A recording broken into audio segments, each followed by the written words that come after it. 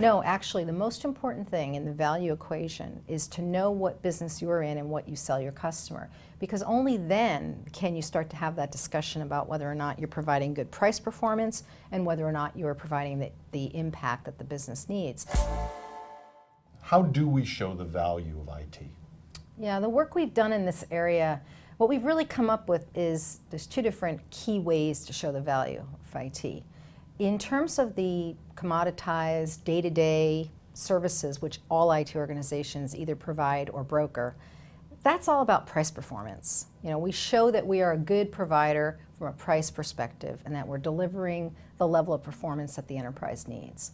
But when we get into the business change side of what we do, the projects and the initiatives that we do, then it really becomes all about the business result. So the value of IT then becomes what impact did we have on the business.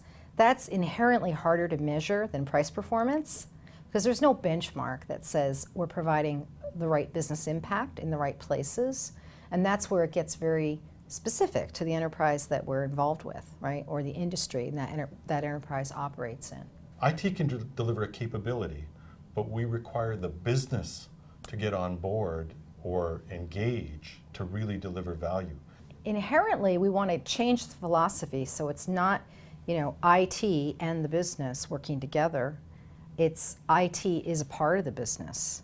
So I think part of the problem that you're describing is if we're separated by that sort of invisible line that says, we're IT and we're able to affect change, and we're trying to get the business to come with us, that's hard to do. But if we're actually part of the strategy and IT is actually a part of the business and is seen as such, then I think it's a better positioning for actually being able to get the enterprise as a whole to adapt to the changes that IT can bring.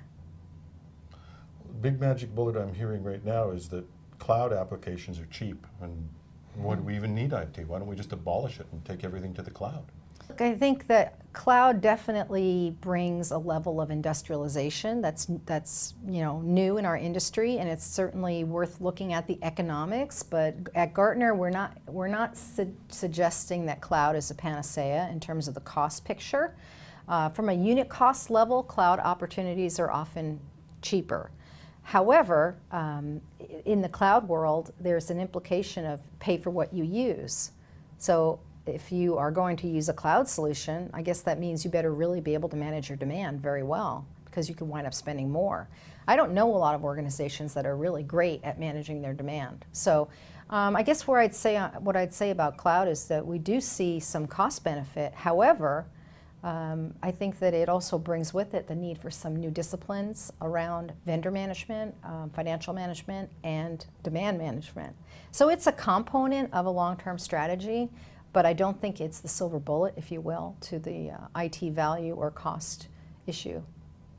So if there's no silver bullet, and I agree with you, there is no silver bullet, but what is the one thing that when you look at CIOs, what's the one thing they should be doing to really get a hold of the value equation? Yeah, so this may surprise you a little bit because the one thing that I tell them is know what business you're in, know what it is that you sell to your customers.